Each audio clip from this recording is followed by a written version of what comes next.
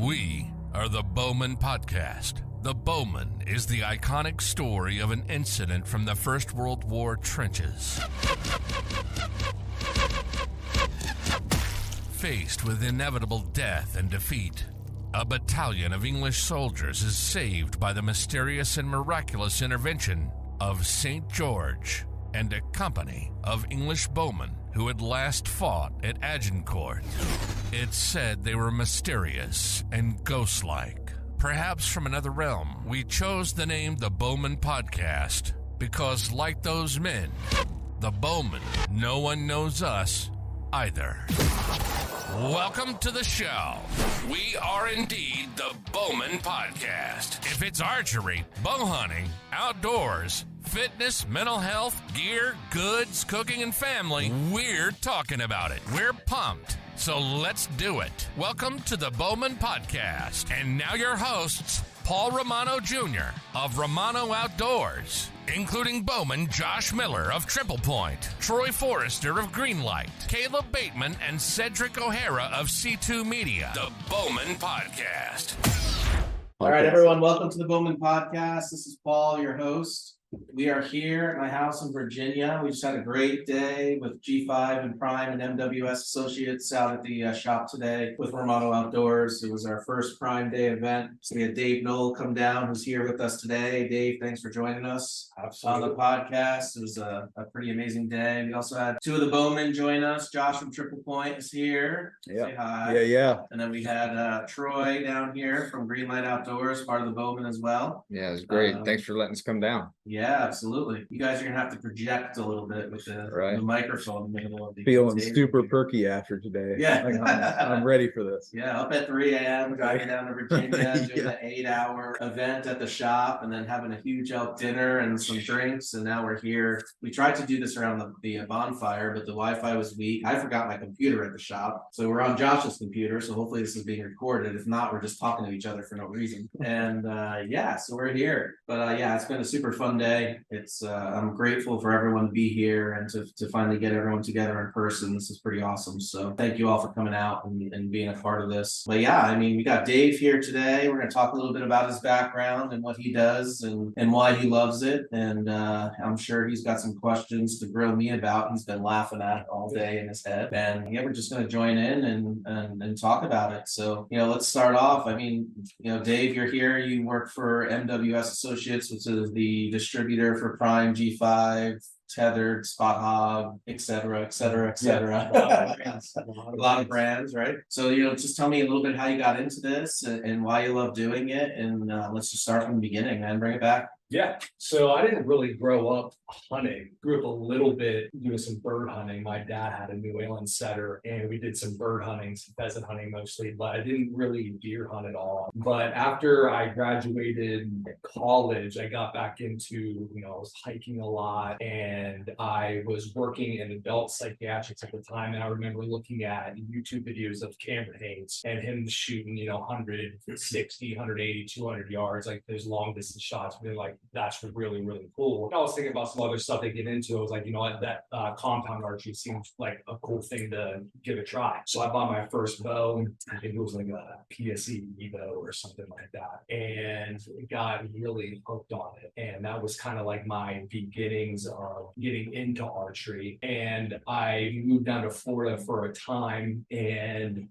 then I moved back to Virginia. When I was in Florida, I was still shooting and I was an adult psychiatric. So I was working as a case manager as a drug rehabilitation center for opiate recovery addicts, and realized at that time I was like, I don't really want to be doing this for very much longer. So I'm sure that's difficult. Yeah, it was definitely a different atmosphere. So when I moved back to Virginia, I was like, I wonder if I can break into the archery and the outdoor industry. And little did I know, Quality Archery Designs and True Ball were 15, 20 minutes down the road from where I was living.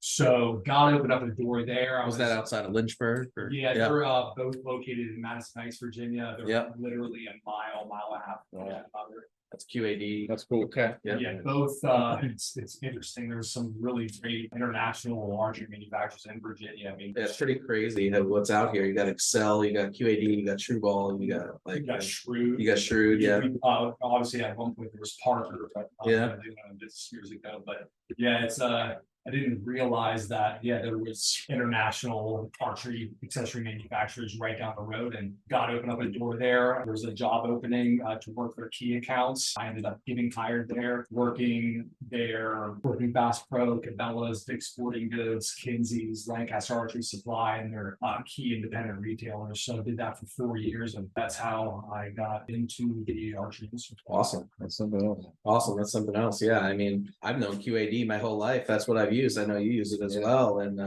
I didn't realize up until a couple of years ago that they were based out of Virginia. I actually didn't realize they were based out of Virginia until I moved down here, because I never really cared like where they were from. I knew they were a US company and I love their design and everything, but it's pretty amazing with obviously Washington, DC and the depth of the military and everything, all the influences down here in Virginia, how, many of these companies start off down here, whether it's in the firearms industry, the ammunition, archery, hunting, like there's a lot of opportunity out here for that to start and to get that segue. So that's pretty cool that you started out that way. Yeah, that's pretty awesome. Cool. Yeah, I've learned a lot about business and product development and just what the archery industry was about when I was working there. I mean, companies like QAD have great customer service. We learned about how to do customer service correctly. And I did a lot of broadhead testing there. They do their shooting through the steel barrel test there. Yeah. That was cool to kind of see certain products within the industry, how they compared to their product. And it was just a really, really growing period for me, just learning about business and customer service and product development and engineering and manufacturing. Learned a lot there. Awesome. Now, were you there around the time when they started with the Exodus broadhead and all that? That was before the Exodus broadhead was before me. The Exodus broadhead was probably birthed 3 years before I was actually there. It really started to honestly really make its mark in the industry when I probably left there. It was that product for them was really starting to grow. But that's a really good broadhead. They made a lot of strides with that when I was there, and I did a lot of testing on that. It's a good fixed blade broadhead. Yeah, awesome. Absolutely. And it's a pretty big jump to go from rest company into broadheads, and so to talk about a little bit of the product innovation there to be able to make that jump is pretty strong. So I mean, they had the engineering, right? It takes a lot of engineering to make a rest, a drop away rest, the functionality of it, but then to get into a 3-blade fixed broadhead. So yeah, I'm not sure what the idea, why he decided to expand. Dan Summers, the owner, decided to expand into the broadhead category. Obviously, a lot of these manufacturers, they want to diversify their product portfolio, right? So if you don't want to pigeonhole yourself. So if you only have one product, it's kind of tough depending on what your goal is for a company, and a company at obviously it's small business, but for an archery manufacturer, for QAD at their level, being a leader in the industry, you want to be able to diversify to not only protect yourself, but obviously you might have different ideas for designs for other products. So I'm not sure why he got into broadheads, but the Summers brothers, both at True Ball and QAD, you can tell when they get into something, they do it 100%. Yeah, I guess if I was to pigeonhole something, to be stuck with QAD would be a pretty good thing to pigeonhole myself with. Pretty innovative there, and I love their rest. So pretty awesome. So you were with them for how long? For 4 years. 4 years. And then after that involved you into... Yeah, I actually got introduced to MWS Associates, which was formerly known as Mike Brooks Sales. He was the original owner, and now Kurt Baziner and Bill Goodrue are the owners of MWS Associates. And I got introduced to, while I was at QAD, it's inside sales, working in a cubicle, which was fine. But I just realized that I wanted to kind of see what else was out there. What was the next step for me in my career?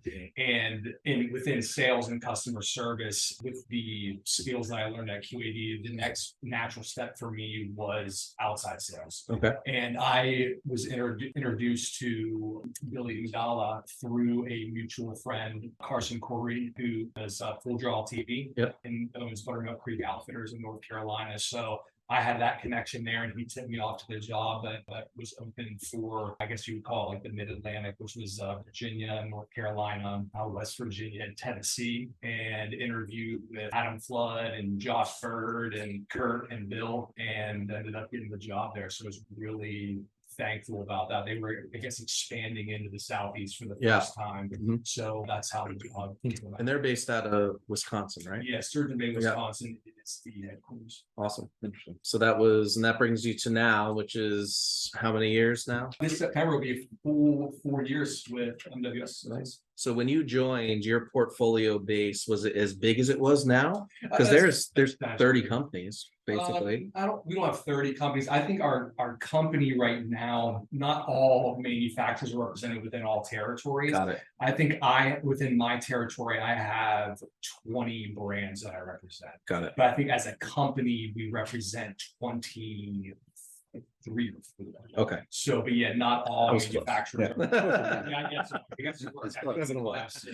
But yeah, within my territory, I think I have 20 brands. Awesome. Great. So what brands specifically are taking off for you currently? So like if you were to say the ones that are really, blockbusters for you, what would it be? The big ones for me are 10-point crossbows. That's a huge one. I mean, they're a leader in the industry. That's our biggest manufacturer that we do business with. In my territory, actually, one that really surprised me is Kenetrek boots. I do a lot of business with Kenetrek boots. Yeah, they make a fantastic product. They're Mountain Extreme, non-insulated. And Is that what you're wearing over there when you had? No, those are actually Nikes. Really? Yeah, believe it or not, that's a Nike. I never even. And for the record, the best footwear I've ever owned in my life. Really? Yes. Nike jungle boots. See? Yes. Nike jungle boots. It's a military boot, but yeah, kind of off the record there. Awesome piece of footwear. But yeah, Kenetrek boots, awesome. So it's a manufacturer. non-insulated. They do non-insulated. They do 400 gram. They do 1,000 gram. Okay. Their Mountain Extreme model boot is their top seller. Okay. And I do a lot, especially in Western North Carolina. There's a big following there. Really? With all the hiking and. Well, no, just with all the hiking, there's steep mountains there, and there's Yeah. a lot of bear hunting out there. So I have a lot of retailers out there that do well with the Mountain Extremes, and I have some boot retailers that do well with the Kenetrek line, which is a line boot. Okay. So that's been kind of an interesting Yeah, I didn't know company that. for I didn't me know that. it has been kind of a sleeper, but I do a lot of business with Kenetrek. Spot Hog's a big one. Cuddy Back, Tethered. We picked up Tethered recently, and that's been a really big pickup for us. Saddle hunting has been. Yeah. So where were they based out of? Where are they based out of originally? So originally they're based out of Minnesota, I believe, but now they're just south of Nashville, Tennessee right now. Yeah. Yeah, definitely a good product there in the saddle industry. Yeah. One of the top lines. Yes, but Prime and G5, obviously that's a big one for me. A lot, man. So Yeah, a lot to there's a keep lot, track yeah. of. But yeah, those are, I would say, those 5 to 6 are probably my top performers. Great. That's incredible. Yeah, that's awesome. I did the boots gets me, man. Like, I would never think out Yeah. here, definitely in the DMV in the Mid-Atlantic, like to have Kenetrek boots and all that out here is that definitely surprises me as one. Yeah, I think it really comes down to just the terrain in Western Virginia, West Virginia, and the western part of North Carolina, and the eastern part of Tennessee, very mountainous. Yeah, the base of the Blue Ridge and the beginning of the Smokies, all that. Yeah, and you have some retailers out there too that are, they outfit people that go out west. So some of that makes sense. And that's a big boot for, elk hunting. They're based out of Montana. Okay. So yeah, they make a great. I'm gonna have to look them up. Yeah, I've never heard of. Yeah, no. Dirty leather upper. Nice. That's pretty cool. Pretty cool. So now with dealing with MWS and working for them and obviously selling all their brands that they have under their portfolio, you got to believe in what you're selling, right? Because you just couldn't be a salesman if you didn't believe in what you're selling. So do you get an opportunity with all these companies to try their products? Do they send you to see their manufacturing plans? Like what's entailed in your part, obviously in sales and running a whole division of what you're in? Do you get, firsthand knowledge of all this info? Like, what do they do for you to get you to believe in that? Not only to get you to believe in it, but to see the product and touch it and feel it and believe in it. So obviously you have firsthand knowledge. Yeah, so we every October we meet with these manufacturers and they come out with their new sales programs and they're releasing new products as well, or showing us as their sales team new products. So that's when we really get to meet with them in person and talk with them in person and get a feel for what their new product line is going to be like, and then we'll get new samples. So definitely I'm able to get a lot of time behind the product before I go into the shop to present it to retailers like yourself and kind of show the new specifications, the new technology of products. But yeah, absolutely. We get sales samples and we're able to put some time in the product. Excellent. Excellent. Makes sense. So now what's your future hold for you? Where do you expect yourself in the next 5 years? Like, if you were to draw the perfect plan for Dave, what would that be? Honestly, it's a good question. And people Lounging on the beach in Cabo. Yeah, honestly, that doesn't really even sound very fun. Yeah, no. For about a week. Yeah, maybe. Yeah. It's good for about a month. I could do it for a month. That's fair. But if people ask me, what my goals are within the industry next, or, do I have plans to do another job? And honestly, I see myself the next 5 years easily doing exactly what I'm doing right now for various different reasons. One, job security. I mean, not only job security, but it's, don't worry, he's not leaving, bosses. Well, that's actually one of the reasons why I love doing what I do. Is Kurt Baziner and Bill Goodrow, who own MWS Associates, really all the guys I work with, it's just a fantastic group of guys to work for. They really are. They're best in class. I mean, some of these guys have worked for MWS Associates for 26, 27, 28 years. Wow. And we just had a recent guy that just recently retired, which was Mike's first hire, and his name is Mike Bergeron, and he worked for Mike Wick for, I think it was 40 years or something. Wow, it's a long haul. Yes, yeah. And there's a reason why these guys have stayed for so long, and now being with them for 4 years, I understand why. One, they represent and they make it an effort to represent quality products that they believe in, and they stay with these manufacturers and they're loyal to these manufacturers that, obviously the manufacturers are loyal to us too. And there's a reason why these guys stay. We get to work in an industry that we like to work in. We get to play with products we like to play with. I get to set my own schedule. My performance is based off of results. So, I'm kind of my own boss in certain ways. So it's just really honestly a blessing to have a job that I have. It grants me a lot of freedom, but there's also a lot of responsibility. And I don't really see myself doing anything in the next 5 years. Great. Yeah. So how does this play into hunting for you? Because obviously your busy time is end of August through basically Christmas. So maybe a little bit after that. So you get time to hunt other than your days off, or, you're really just grinding through that time? So to be honest, the first 3 years working my territory, I did not do really much hunting at all.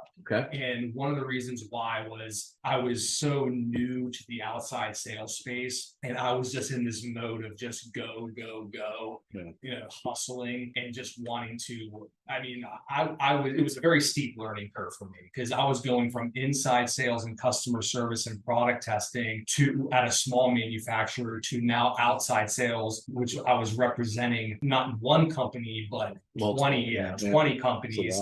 So there was a lot more information to juggle, and I was kind of just on this steep learning curve. So I didn't really hunt all that much my first 3 years. Last year was really the first season where I really took some time for myself and, invested into going out and learning how to hunt out of saddle, public land hunting, went out hunting with my dad, and just really taking some time. But now I realize there's, a cycle within the industry that, especially when the rut comes, there's a lot of retailers that, they're out to stay out. Yeah. So this year I'm for sure taking I kind of understand. We are not here. Yeah, exactly. I already have it printed up at my shop. There's a sign on the door. Moose hunting, be back in a week.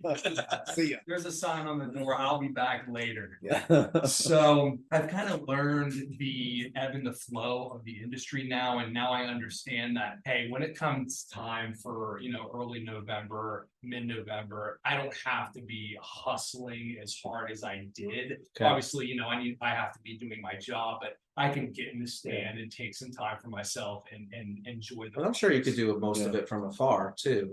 Yeah, I mean, You that's know, the like- beauty of Like, hey, I'm hunting, email me if you have an order or you need to have a question or something like that, right? Exactly. But that's the tough part, is that time of the year too, is we're in the middle of, or the very beginnings of really hitting the road hard, traveling, showing new products. So there is that fine line with taking the time at the right time to hunt, and then obviously doing it. Yeah, exactly. So now with, like, say, let's just take Prime or G5, right? So in the archery world, around that time, they're starting to come out with their new products. So how does that balance into you guys having accessibility to see those, but then also having to now get all your distributors in archery shops and whatever onto getting the new product, and then hunting, like all that just seems like just a perfect shit show for me from afar, right? Because you got old product coming out, you got new product coming in, you got people wanting it, there's waiting lists, they're calling you off the hook. Like how have you balanced that, so far over the past couple of years? Because for me, it just sounds like I would eliminate the hunting part, like if that was my job, because I would want to get this stuff out to people. So Right. like that's got to be difficult, no? Yeah, it's definitely a balance. The one thing that helps is, and a lot of manufacturers do this, I mean, pretty much every manufacturer that does this, is preview packages. So when we see the new product in October and we see the new sales programs, we have what is called a preview package, which is just essentially the new bows that are coming out that I get to call retailers like you up. And, once the product launches, or even before it launches, I can give you some information. Hey, this is what's coming out. Here's the specs of the new bow. Would you like to have a preview package? And I can kind of get, retailers like yourself on the books with, hey, this is what's coming. And so business is kind of being done prior to, even the bows being launched to the public. So there's a little bit of that in play. But yeah, well, I mean, really, once the rut's over, even before that, there's some time, especially early October, where I'm going and seeing it, that's really one of the first goals is, hey, let's get the prime bows in the hands of my key prime dealers. And so even before the rut, there is some time on the road to really hit some accounts and show new product and, Awesome. and get it out there. Great. So now from the trade show aspects, are you involved in, so like, do you do Harrisburg? Do you do ATA? Like, what is your realm in regards to being part of that? 'Cause So I don't think I've seen Prime at Harrisburg before. yeah, the Harrisburg show is a consumer show. So I know we do attend that. Our Pennsylvania, Ohio, and New York rep, they generally handle the Is that Brian Casting? yeah, Kaz does that, and I believe Seth goes there, Adam Flood and Dustin Utes, I believe, go there. So the Northeastern guys kind of They handle that? Yeah, but I believe the prime stuff is generally, because that's a consumer show, there's dealers. It's through the dealership. Yeah, there's prime dealers, so yeah. we just. So it's not support like you go there and it's like the Hoyt booth and you can shoot. Correct. Yeah, so we don't want to be competing against our retailers at a show like that. We want to be there supporting them. So that's really the mindset. Well, if you ever do, I'll do it. Okay. So just for the record. Jot that down. Yeah, write that down. But now what about ATA? Do you guys go out to ATA and be a part of that? And I've heard that's kind of like diminishing over the past couple of years. Like it's not as big as it used to be. Yeah, so Like what's the deal with that? well, one of the big things is, I think over the past couple of years, COVID, that really put Well, ATA's in Nevada, no? No, No. ATA has been in Indy. Oh, Louisville yeah, the past Louisville, couple yeah. Years. Oh, And then, Indiana, yeah. Yeah, this year, I believe, 2024, I think it's gonna be in St. Louis. Okay. But yeah, over the past couple of years, it's been in Indy and Louisville. Yeah, you're right. Yep. Yeah, the ATA show is the biggest archery trade show in the world. Definitely, that's one of my biggest focuses for the year. And they make all of you go out and Yeah, absolutely. That's a mandatory show for us. I mean, it would be silly for it not to be. I mean, there's a lot of business to be done there. Any retailer that is worth their salt generally goes out there if they can make it. There's a lot of, that's where you see a lot of the new product all in one place. There's new innovation going on. You can obviously have more face-to-face contact with manufacturers, your sales reps, with other representatives within the industry. So yeah, I mean, I do a lot of business at the ATA show. It's just another touch point for me to be in front of retailers. nice. Excellent. And represent the manufacturers. Yeah, absolutely. So now I guess like coming back a little bit, when you started with MWS, was their portfolio as big as it is now, or Yes. has it grown? It's pretty much the same. Yeah. Yeah. I mean, obviously some companies have come in and out of our portfolio, but as far as the numbers of companies that we've represented, it's pretty much the same number. Great. Excellent. Pretty cool. Yeah. So you're the one I have to talk to about going to the ATA, right? I mean, I don't know if you're gonna be talking about to me. I think it's You deny everything. You're like, I can't talk to you about that. I can't talk to you about this. I can sell you a bow, but I can't talk to you about anything. Listen, you just have to commit to go. That's all. Just tell me when and where and I'll go. Like it's St. just Louis, that Missouri. easy. Hey, I know how to get there. I worked in that industry in that area for 5 years in the restaurant industry. So I know how to get to St. Louis. But What do you see right now with the industry and with you now having a shop? Because you were in New York, right? Or you did have a yeah, shop in New York and Pennsylvania. Yep. Yeah. So with your shops in New York and Pennsylvania, and now you being in Virginia, and with the COVID trend kind of being over, and you being open now for, you said, what, 10 weeks? 10 weeks now in the Yeah. new shop. Yep. Yeah. So you're just now, your first season going to be going into, we're at the very beginnings of, Mhm. the go time for, Oh, yeah. For the sell season. What are your kind of thoughts on the industry right now? What are you seeing? I'm seeing it come back to what it was pre-COVID.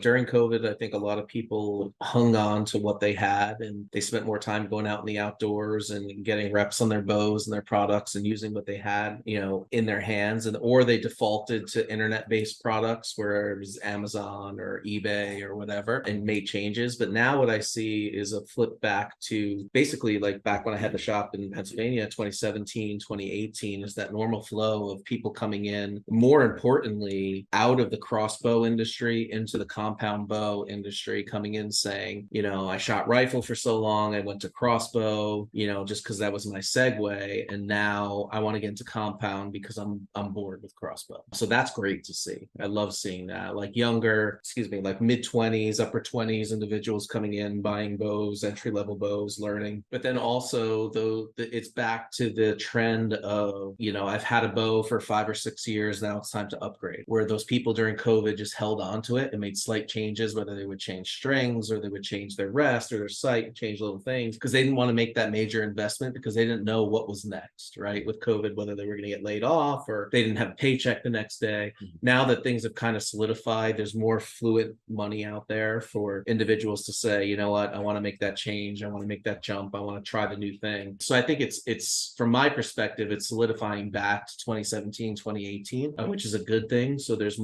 it's following a more normal trend. So if you were to look at your sales, if you had anything out there pre-COVID, look back to 2017, 2018, beginning of 2019, and you're going to fit right into that realm of what's there. But I'm really impressed in this market in Virginia of the amount of individuals that want to get into compound bow shooting and archery. I mean, I even get a ton of traditional archers that want to come in and do you have any of this, blah, blah, blah. So I got to start looking into carrying some traditional archery as well, because I think that has been very movie generated. I don't want to say that, I don't know for sure, but I think through COVID, watching whether it's Westerns or whatever new movies have come out, a lot of individuals want to go into that more recurve longbow try, and whatever gets people into the archery industry, I don't care. Getting them shooting, I don't care if you use a slingshot with an arrow or an atlatl, you use what you got. But yeah, it's definitely going back more to that. There's definitely more fluent money out there. But the one thing is there's more people buying mainstream bows now than there was back in 2017, 2018, where they were going for the Matthews, the Hoyts,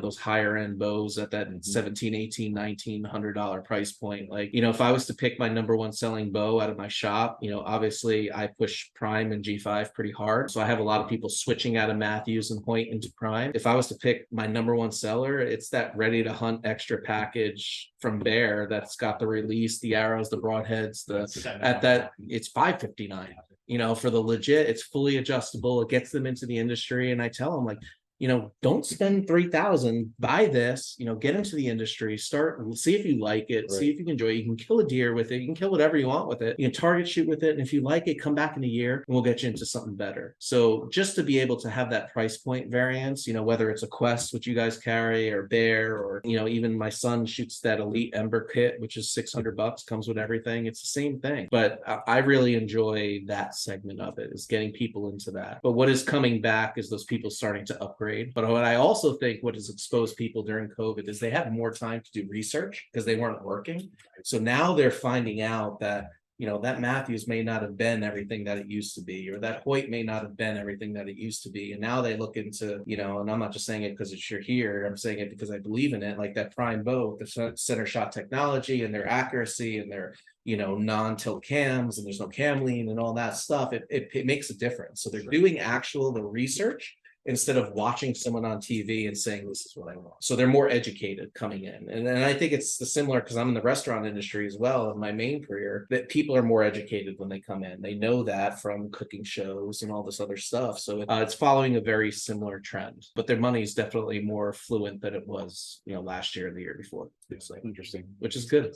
Yeah. That makes sense. What do you guys think, like, as far as product categories, whether it's like trail cameras, crossbows, compound bows, broadheads, where do you guys see like the most innovation in the future? Where do you think the most innovation is going to be in the future? Let's just actually, I tell you what, let's keep it to compound bows. Where do you think that innovation is going to be? Innovation's done. Think so? So, I mean, Matt McPherson, the heads of Hoyt, all these people have said, like, even, Pete Shepley, all of them have said, like, we can't produce a bow that shoots over 400 feet per second without producing, and we talked about this on the cast before, without producing a smaller diameter arrow at a lighter weight, which everyone has deemed and agreed upon is deadly. It's not effective. It blows up. It's inefficient. So until, I think, for me, I think the compound bow industry is hitting its peak, or has hit its peak. I mean, look at Matthews. I mean, Matthews has been known to have 5 years of development in regards to what they have. So what have they done over the past 5 years? They've taken the same can system on a similar riser and just affected integrated technology, whether that's sight, rest, stabilizer, et cetera, just to make money on accessories. So now that ship has been sailed. What are you going to do? Now Matthews has to go back to catching up on speed. They got to catch back up on accuracy. They got to catch back up on vibration, where Prime has made that a point their whole career, right? So now they can go into, they have the accuracy, they have the center shot, they have the vibration free. They can go then into the accessory line. Like they already partnered with Tight Spot and got the new quiver accessory. They can go into a rest from there. Yeah, what they did with Hamsky, and now it comes pre-set up and ready to go. All you have to do is screw it on, and you may have to move it a 16th here and there, but it's pretty much dead on. So for me, I think if anything's going to change in the archery industry and the compound bow segment, it's going to be in the arrow development. Okay. So if they're going to want more speed, more efficiency, more kinetic energy, more downrange accuracy, they have to come up with an arrow that's going to be able to sustain that back pressure of a high-speed bow. And PSE has it, Bowtech has it. They've proved it with the Omen. They proved it with the RPM 360 and 350. They've done that before, and they were hard to shoot, dangerous bows. The full throttle, all that. So their bows where you drew back and it wanted to rip your arm off when it went. So they can do that. PSE came out and said, we have bows that shoot 400 feet per second. We can do that, but we're not going to sell it because you're going to kill yourself. So it's really going to come down to the arrow. For me, it comes down to the arrow industry. What are they going to do differently? We've gone from wood to aluminum carbon to now what's that next step, right? What is going to be that next technology that then brings it to a point where the compound bow industry has that technology to move as far as they want. It's just they don't have the platform, they don't have the thing to push with the platform. Materials. The material, it's non-sustainable. So what is going to be that next piece, that goes in there? And it's just my opinion, but No, that makes, from looking and doing the research, that's what I think is long term. yeah, no, that makes sense. I agree with a lot of that. I think it's gonna be interesting to see.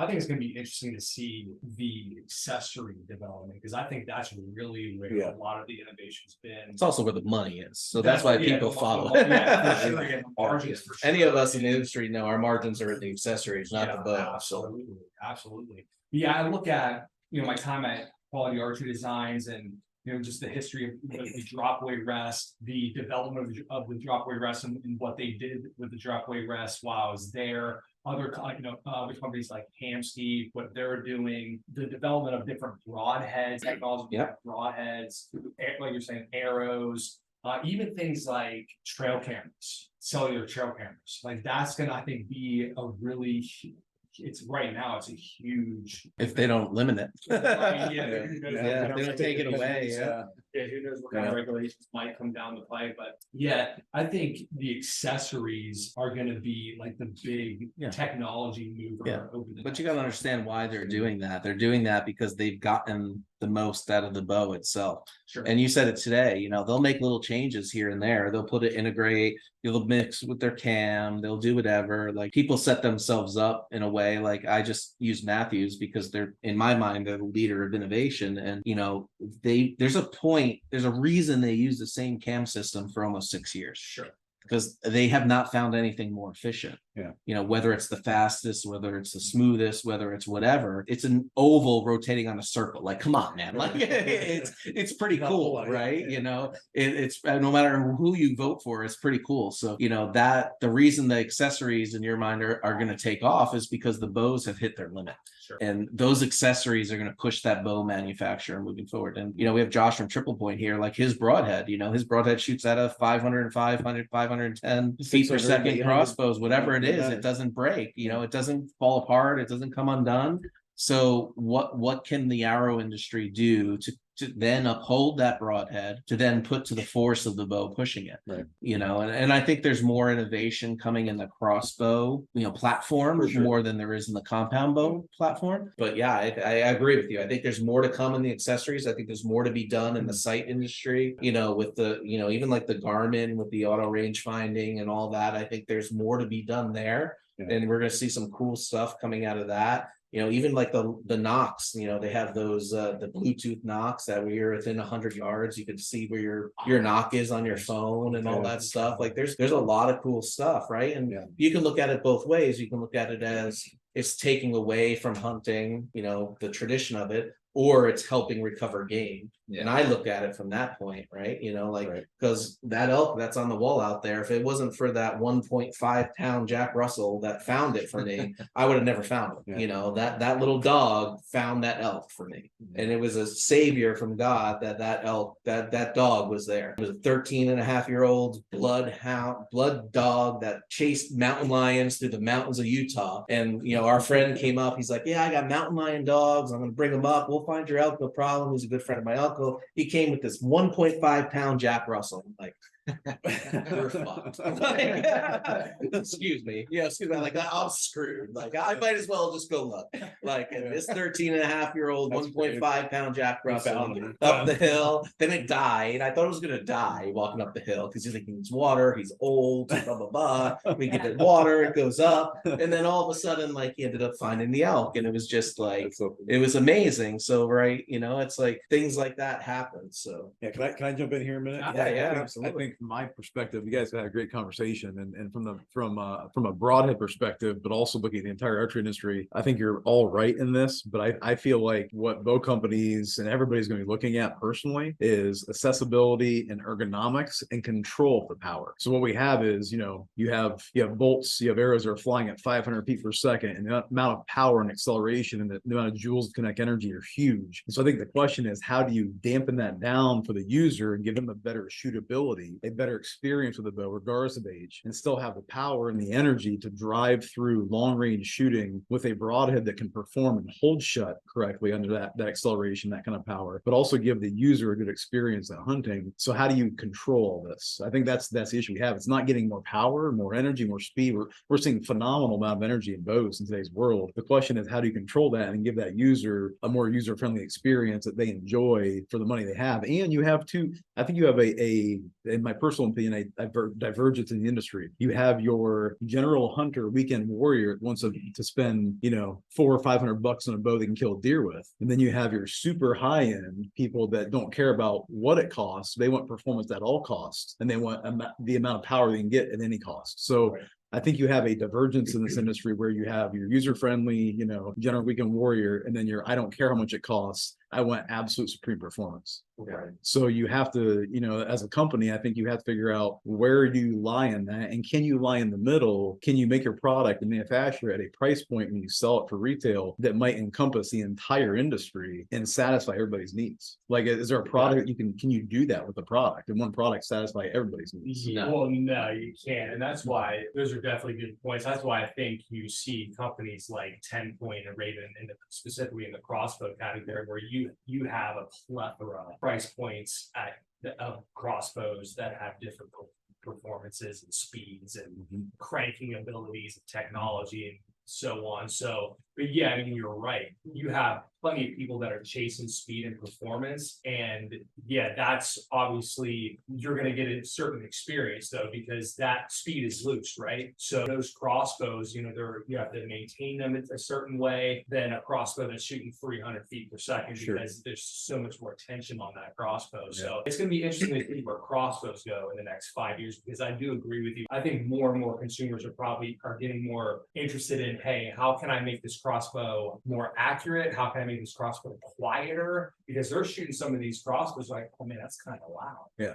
So it's like a gun going. Yeah. Right. So we're seeing people build heavier arrows for these speed crossbows, not only just to get more kinetic energy, but just to quiet absorb some of the energy. Absorb some of it. So the crossbow industry is definitely, I mean, that's a huge product category that is explored. Yeah. Well, then you look at safety factors too. Obviously, as a manufacturer, you can't have a crossbow that's so high performing and so powerful that thing's blowing up in people's faces. You just can't risk it. Yeah, right here. Boom. Yeah. And so I do the same thing. One of my crossbows, it's one of the older models, and it doesn't have a decock, and there's no brake on it. So about took my thumb off one day. I didn't realize I had it cocked, and I went to unleash the carrier, and it went free spin, and about took my hand off, and it was just a mistake I made, Yeah. And so I think for me, when these crossbow companies or any high performance bow company is developing a new product, I think they're getting really careful at looking at safety factors along with the power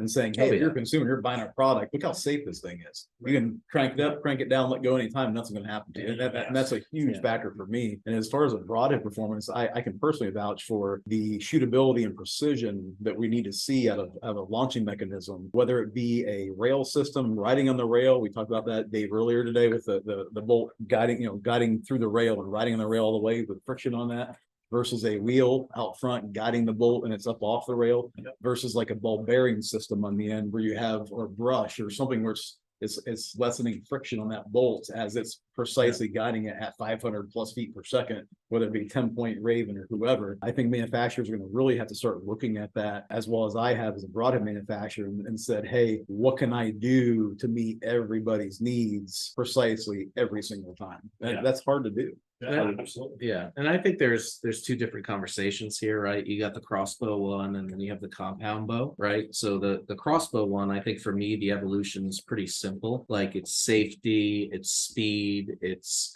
compact technology. It's also the fluidity of the arrow coming out of the crossbow, right? But the compound bow one, I think, is a little bit difficult conversation, right? Because we could take it, for instance, today, like, I just take today, when you came out, you had those Easton long range Axis 4mm, right? Those arrows were designed to shoot super far long range within 0.001 variance of arrow weight and flex and all that, and keep up with that precision and that speed and that accuracy and that force going through it, but yet they're not really successful. Why are they not successful? Because they're expensive. So when it goes back to what you said about having those, the crossbow industry has done a very good job of going, okay, here's a 290, a 300, a 310, a 340, a 3 whatever, and as you go up, it gets a crank, it's a no crank, it's an easy crank, it's a whatever, it shoots it yourself, it does everything, right? Electric. Like, so what is the compound bow, what does that do for that? Yeah, and I just sitting here, listen, I was gonna kind of jump in on that with the whole, as we were talking about accessories, like kind of the money and accessories. And I see that personally from, I guess my point of view would be, there's a whole, I would say, maybe they've been there, but maybe they're new, maybe they're coming back after, the COVID era and things like that. But guys that were big into like AR style weapons and guns and shooting and this and that, they got into doing all these, tricking out the things with all their different accessories in that realm. And now they're looking into archery, but they're looking into crossbows or something that they can, they still have a scope. It's an easier transition. It's not as steep of a learning curve. You don't have to invest as much time, but you have those different price points. If they walk into an archery shop and they look at the wall and they have the 2 or 3 name brands and they're like, there's $1,300 I got to spend even to get into this. Yet then they turn to their left and there's 4 different types of crossbows where they can get into it at a relatively inexpensive price, depending on what they want, and then they can accessorize them. They're already familiar with a short platform with a scope and a trigger. To me, that's like a huge window that's opening up, and we see it personally in Ohio. I know I do. For sure, crossbow hunting is just exploding. Yeah, in places like that. Yeah, it's an easy segue. Yeah, It fits everybody. Yeah. My daughter and my son, we shoot crossbows all the time because no matter what, if it keeps them in hunting, I don't care if they use a bazooka, right? Like, I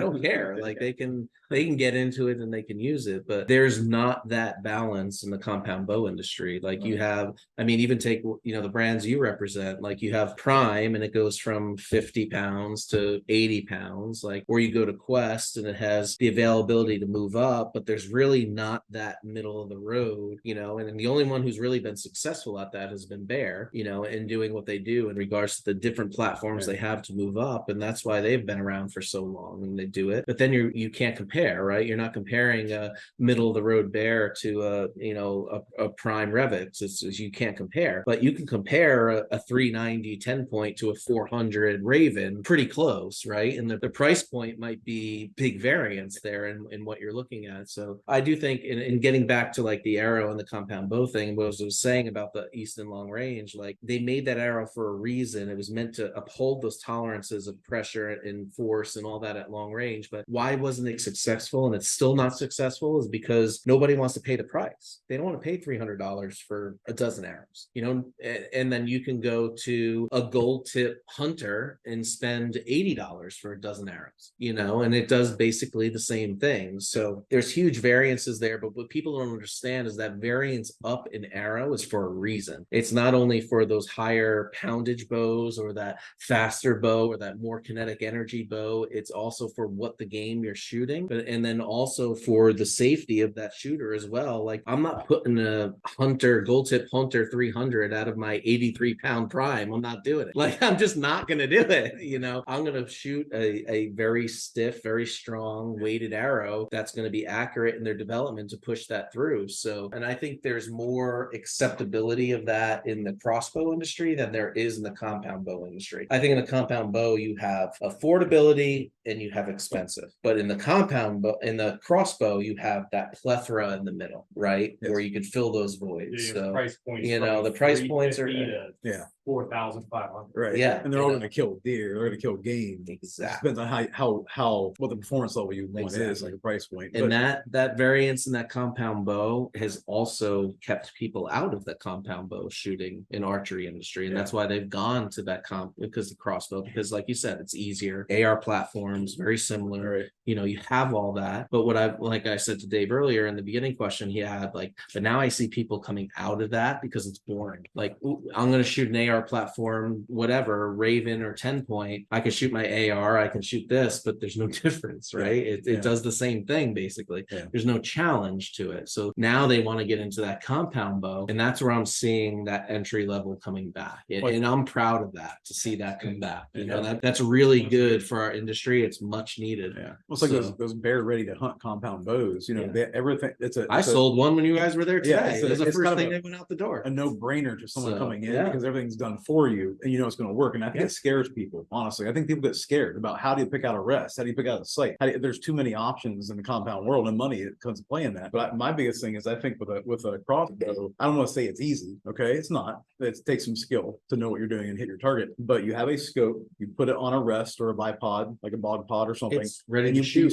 gently squeeze the trigger. Yeah. With a compound bow, we can all talk about compound bows right now. All of us can talk about compound bows and why we like them and don't like them, but there's like 50,000 variables in compound bows, and it depends on your body. Yeah. Crossbows don't depend on your body. No, it doesn't depend. You But know? you want to know what? If Prime was to take their Revix and put their Hamsky rest, their tight spot quiver, put a spot hog sight on it, and a stabilizer with a quiver and arrows and broadheads and a release, and sell it for $2,000, whatever, pick a number, it would sell out the door. Yeah, it's no brainer. Why? Because You know what to think. Bear proved that, and they're ready to hunt. Why did they come out with the ready to hunt extra? Because people asked for it. Rage came out, you know, after a couple of years being in the process, they came out with the arrow. So you had your broadheads and your arrows in one. So it was one-stop shop, right? And that's what a lot of people in the archery industry are looking for. And that's why, I hate to say it, that's why like the Dicks of the world, the Cabela's of the world's sustain, because they provide a lot of those products. A lot of them already have everything on it. You can pick one or two bows up that have nothing on it,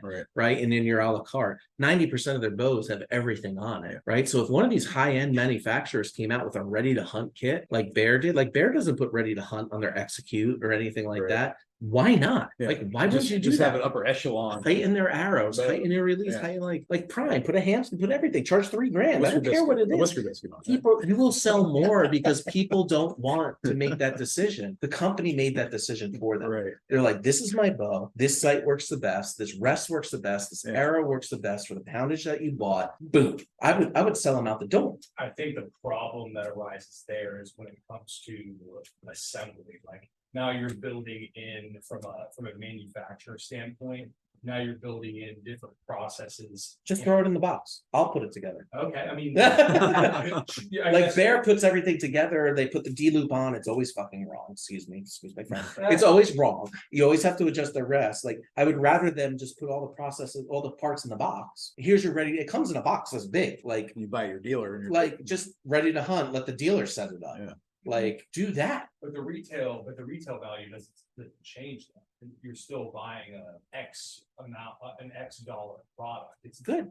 So They would love it because it's set up for them. got it. So Like I could do that as an archery dealer. I can go take your Prime and like my Grizz that I have up, the Grizzly Brown. I can put arrows on it and broadheads, and I can put a tag on there that says X amount of dollars because it has the Hamsky, it has the rest, it has everything on it. But you know, I can do that as a dealer. But if it's something about coming packaged from the manufacturer, and that manufacturer saying, this is a product that we believe in from you. Like, and I told you before, like you got to develop arrows or something so you can package arrows and broadheads. That's you saying your broadhead works great on these arrows. Like it's gonna sell. That to me is like a consumer coming in with no reason to question, no background, because I'm sitting there thinking as just a general consumer saying, okay, well, I like Prime, I trust Prime, everything on that package must be good. Yeah. But Why do you think the Bear Ready to Hunt sells? Right. I'm sorry, I hate to keep bringing them up, but yours next to me, but it sells. Yeah. You know, and And my they're- son, like Elite started doing it. I just bought the Ember kit for my son. You know, it came with a drop away rest, it came with a 5-pin sight, it came with a quiver, and all of it is medium to bottom of the road accessories on a decent bow. And he's gonna have that bow till he's 13, 14. But why isn't that in the upper echelon? Because everything's a la carte. Well, here's the Like, problem, I think. And I think you're jumping here. I think in the upper echelon, and I'm just gonna throw it out here. I agree with you, but I think the upper Too echelon, many variants. yeah, too many variables. Like Yeah. think about us. We've been shooting HHA, bows forever. Yeah, Baja, we've been shooting bows forever. Each of us like our specific quiver for certain reasons. A specific like there's just too many variants Well, in that I realm. think it all comes down to it's generally a different custom, a different mindset. Someone who's coming in that's buying that Ember, that is someone who's coming in looking generally for a deal, or someone that doesn't want to invest a lot, or is just new to archery and yeah, they're just looking to get into it. Yeah. With not a lot of. But I agree with you. But it's very few and far between, from my experience, where someone comes in and says, I want an HHA Tetra Max 5 pin 0.00. I think in my 10 weeks I've been open down here, I've had one guy, and he knows who he is on this podcast. He's got a Hoyt RX-7, and I still have to fix it because it has to be Shen, but he wants this string, he wants gas strings, he wants a 7/16 Hamsky Peep, he wants all this certain stuff. Yeah. And that's fine, but that's 1 out of 500. Yeah. Like everybody else comes in, says, like they'll come at their Matthews and they shoot it. I'm like, hey, while I'm fixing this, go shoot your prime. Wow, I love the prime, blah, blah, blah. And then they're like, tell me what you want on. They're like, what would you put on it? What do you think? It's just like the guy today, like Will, he was like, I'm on the fence with sights. What do you like? Well, if you want a great sight for a reasonable price, you go with this site. If you want a more expensive, you go with this site. So I think that there's less of the professional tack shooters that are out there that are like, I want my spot hog in this and this site, and I'm successful with this. Where if I had, maybe I'll try it as a test. Like I'll fit all my bows on there and see which one sells the best. Yeah. Like, but I'm pretty sure like there's a niche out there for that higher end. Like yeah, and I get it. It works in that fully packaged medium to lower end because people want affordability. Like 559, 560, you get everything you want. You can shoot any animal under the sun. Great. Right. But is it perfect? No, it's their cheap stuff on there, and you can upgrade from there. The cams are different, the limbs are different. I get that. But if you took a high-end package and said, this is what I believe in as a company, like Matthews, right? Like why, and I'll just use them as an example, like Matthews, they have their integrated stabilizer, their integrated rear stabilizer, their integrated rest. Now they have their integrated sight. They have their quiver, they have their thing that holds the bow off the ground, the stand, like put it in a package and sell it for $4,000. So if it would have been 4,700 or whatever, a la carte, put it for $4,000, and I guarantee you would have more people buy all those accessories and buy that kit than you would a la carte. So I mean, just as me as a dealer, I would at least try it. It works for a reason at a certain level. Like I don't know. I don't think there's manufacturers be willing to take a hit on that margin. Really? No. It's all margin. Yeah, they wouldn't be willing. At that price point, I don't think they'd be willing to. Because again, I think there's processes behind the scenes that you have to build in. You have to build in a whole separate assembly now to build those bows as packages. So you'd be taking a hit on margin probably on multiple fronts. Okay. So I could be wrong, but from my understanding with how some of these manufacturers do business and what it looks like behind the scenes, I highly doubt it. Yeah, I could see but I just go back to Matthews, like their only thing that's out of products is QAD, is their rest. Like QAD meant to integrate for them. Everything else is in-house. So why wouldn't they take a package and go in-house where, Bear created Trophy Ridge, they're able to go in-house, I think with Matthews, I think because they understand that their core customer is going to buy the accessory. Yeah. So they don't have to. That's why I don't sell that. Well, and also don't you guys think that Too soon? Sorry. I mean, I think in the past, what we saw was when in the advent of the TV age of hunting shows on TV, which is quickly dying because no one's watching TV anymore. You would have celebrities selling people products, and people would buy it because it's a cool celebrity shot it or used it. So you it want still to buy works, it too. man. No, but not to the degree it worked in the past. Because I think now what people are seeing more of is I think people want more science and engineering based performance. And then they want some celebrity that they generally, even though some people still will go with it, they'll take the hook, line, and sinker. But I think most people on the high end performance shooters aren't being sold by a celebrity or someone telling them to buy something. They're being sold by science and engineering. well, I mean, the devil's advocate to that is Lee and Tiffany with going from Carbon Express to Bloodsport and now back to Carbon Express arrows. Like them making that transition to Bloodsport made Bloodsport arrows 100%. You can't say hook, line, sinker that anything else made Bloodsport arrows with them two shooting it. Now because Carbon Express went back to a better manufacturer and a better plant and they have a better product and they signed a better deal with them, making more money, right? Now, guess who's coming back in the forelight of arrows? It's Carbon Express. Right, they're coming back out of the ashes. Why? Because there's two individuals on TV shooting them. But they're one of the but there's no influence more than them. Right. Like no one gives a shit what Cameron Haynes shoots as an arrow. They care that he shoots Hoyt, and they care that he's is what he is. They don't give a crap that he shoots Spot Hog, or they don't give a crap that he shoots this arrow. They don't care. They care about him and they care about Hoyt. Yeah. But if you watch the Lee and Tiffany's of the world, they care about everything, single thing that they do. And it's proven in their arrow switch in this past year. Yeah. It really has. And not only that, it's proven in truck sales. They went from Dodge for all those years and they switched to Chevy this year. Interesting. Right? And guess what sales are? They went to Ford. Chevy. No one would ever buy a Ford. F-150, Why would you ever buy go aluminum, it doesn't rust. It's aluminum. Yeah, but I could put my 30 miles per finger gallon through it. What are you talking about? I get 27 miles a gallon in my 2500 HD. Twin turbo. 4-cylinder turbo. 2.7 liter, baby. There you 6-cylinder. Ah, Twin Turbski. Oh, I got another Twin teriyaki Ford guy tornado over here. baby. I'm screwed. Listen, first drive, Don't tell me you're a love Ford it. guy. I love I've it. had them all. Oh, seat throat there, baby. Come on, bro. Give me. Everybody sleep outside. Everybody. Yeah, sleep outside. No, I've had them all. They're all decent trucks, but yeah, I agree with you. I think to some degree, you know, obviously those huge personalities, people still are going to follow. But if I put your broadhead on the end of Lee and Tiffany's arrows, you'd be a millionaire. So I would understand. I understand that, but Yeah. but that's not what I'm doing. I am still would make you millions. So you might be a little bit flexible. I want you know, I want the clothes to perform for people, and it's not based on my flashy packaging or something like that. Well, that's why I sell it in test tubes, man. You do still. I think that there's a dynamic though, with what you're touching on, Paul, is I think there's certain, let's just call them influencers within the TV space that can move the needle. Absolutely. But it's very few now. Yep. Because it's more, we have all these social media platforms where companies have gotten savvy with using local influencers, or let's just call them mid-tier influencers, where they're not hunting celebrities, or they're not on TV, but they have a draw on social media.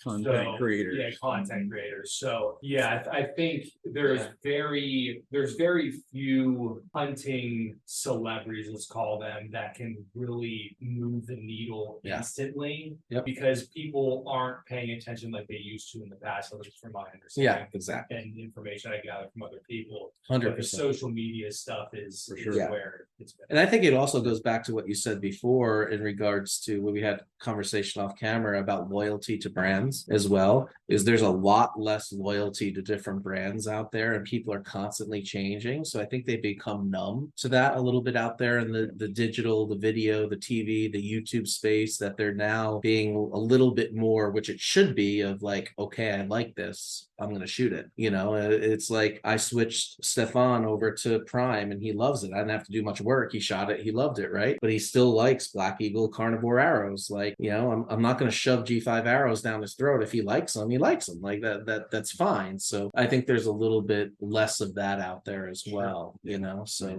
but hey, it's ever changing, but I agree 100%. I think there's very little people out there that can influence people's decisions, but for some reason still, like, you know, Lee and Tiffany of the world, they can change a lot out there. You know, if they ever switched from Matthews, another one is Levi Morgan. If he ever switched, like, look at his switch from Matthews to Elite. He put Elite on the map, you know, and then back to Matthews. Like, if he was ever to make a switch, like, there's that handful of people that would make, you know, a big impact on the industry. And then you have like the influencers like Cameron Haynes. It's all about the workout and the lifestyle of it, right? Like, I don't think anyone cares what the hell he shoots for a bow. They care about him and what he does. Like, Troy, you're on the same level as him. Like, that's what you do. Like, they don't care if you shoot Prime or Hoyt, or you can shoot a slingshot. They wouldn't care, right? Because it's what you do in addition to that. Right. Where someone who's all about, like a Levi Morgan in the world, who's a target archer, a hunter, and whatever, he's all about the bow and the archery. Like, if T-Bone ever switched away from Hoyt and G5, like, that would be a huge impact